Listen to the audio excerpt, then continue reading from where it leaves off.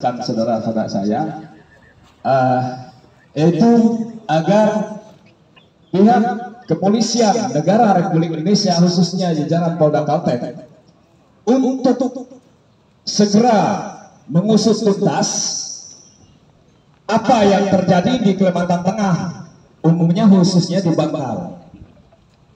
Masyarakat di sana bukan minta merdeka, bapak-bapak, tetapi meminta haknya.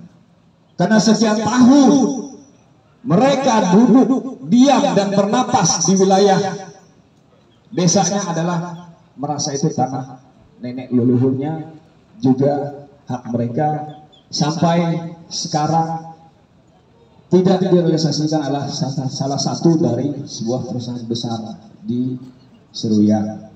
Nah, kenapa terjadi demikian? Ya karena tadi apa?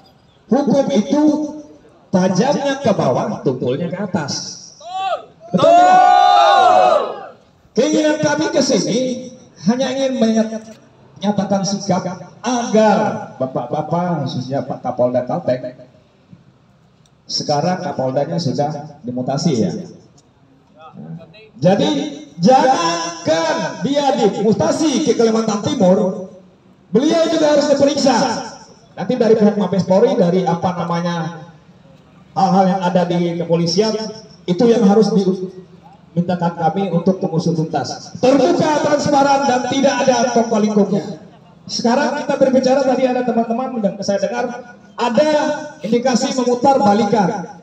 Nah, sementara di video yang kita lihat di media sosial itu jelas bahwa ada perintah untuk menembak. Nah, saya tidak perlu menyampaikan bidik kepala dan apa sebagainya, itu sudah disampaikan teman-teman tadi. Yang jelas hasil otopsi dan pemeriksaan di rumah sakit bahwa itu benar peluru tajam. Akan tetapi apakah itu berasal dari kepolisian atau oknum-oknum? Karena ada pernyataan dari pihak polisi itu tidak dibekali dengan peluru tajam, hanya peluru hampa, peluru karet, dan gas air mata. Kenapa sampai terjadi korban? Ya karena mungkin ada skenario yang direkayasa di lapangan atas perintah saat itu yang memimpin di lapangan mengerahkan personil Brimob. Entah, saya tidak tahu karena kami jauh dari Gunung Mas, Pak. Hanya mengikuti dari media sosial. Intinya saya tidak berpanjang lebar agar meminta bapak-bapak selaku penegak hukum dan polisi alat negara yang melindungi masyarakat. Saya pertama, nanti kalau hal ini yang disampaikan ini tidak diusut tuntas, bahwa itu terjadi pengalihan isu, memutarbalikkan fakta yang ada di bahagia, kami akan bergerak. Ini hanya berapa orang? 200 orang ya? Ada ya? Ya. Mungkin mengerahkan yang lebih besar lagi untuk mengawal, melihat bagaimana sih penegakan hukum yang dilakukan oleh bapak-bapak selaku institusi kepolisian negara Indonesia yang sudah dipercayakan di Kalimantan Tengah. Kenapa hari ini harus terjadi? Ya karena apa? Bapak-bapak, karena saya lihat dan kita maka polisi oknum, tidak semua ya, ada oknum petinggi Polri yang memanfaatkan membela yang bayar tetapi tidak membela yang benar. Nah, hal inilah yang membuat kita khususnya di Kalimantan Tengah banyak sekali konflik, bapak-bapak, konflik sosial terutama dengan perusahaan besar yang ada di Kalimantan Tengah, khususnya kayak di Bangkal.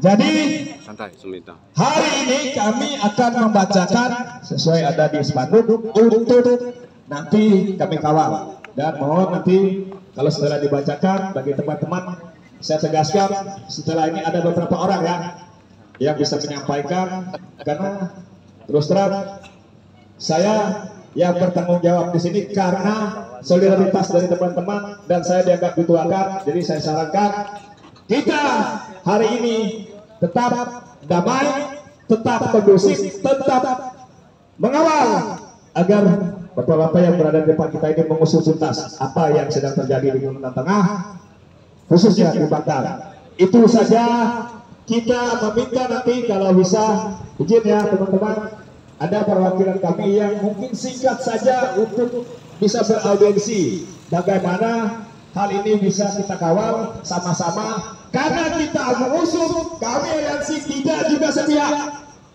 Masyarakat provokator yang ada di sana harus kita periksa, harus kita cari orangnya, dan juga dari pihak kepolisian.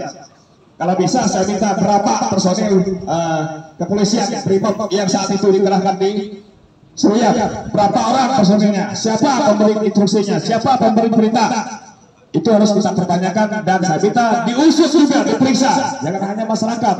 Kalau masyarakat semua ya berarti sepihak untuk tidak mengakui kesalahannya, khususnya bapak-bapak dari kepolisian yang ada di lapangan saat itu. Jadi saya tegaskan untuk meminta Kapolda Kalimantan Tengah juga Bapak Kapolri untuk segera membuka tabir yang sedang terjadi di Seruyan, agar keinginan kami masyarakat Kalimantan Tengah tetap kondusif, aman. Karena kita sekarang ada memasuki tahap politik, Bapak.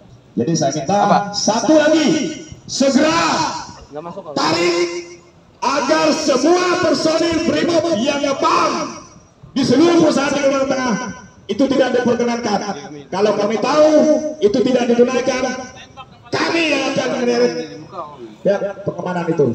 Karena tidak ada sejarah, tidak ada undang-undangnya seorang polisi atau dua orang polisi itu menjaga, mengamankan perusahaan dari apa yang terjadi saat ini. Nah, kan itu sudah ada security-nya, Pak. Kenapa ada polisi? Ya karena tadi dibayar. Nah, itu saja. Mohon maaf teman-teman. Saya berharap kita tetap mengarah ke tujuan kita hari ini, bahwa nanti ada 7 poin di situ.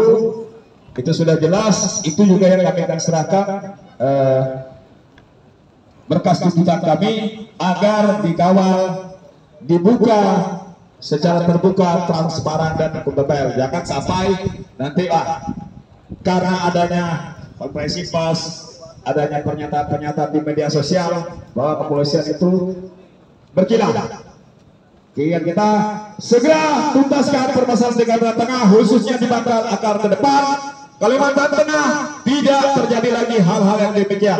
Bantu kami masyarakat untuk mempertanyakan hak kami dengan perusahaan yang ada di Kalimantan Tengah. Itu saja. Terima kasih atas segala waktu kita. Karena setelah ini mungkin dari teman saya Japer ya, atau dari rekan saya Kimang selaku juga penanggung jawab bisa menyampaikannya. Sekian dari saya, tetap jaga kondusivitas agar Kalimantan Tengah damai dan penuh dengan rasa solidaritas untuk memberikan toleransi, menjaga yang investasi, jangan sampai terjadi hal seperti yang diwakil untuk yang kedua kalinya. Sekian, akhir kata Lemu, Bacuramin Kasaruga, Pasengat, Kajubata.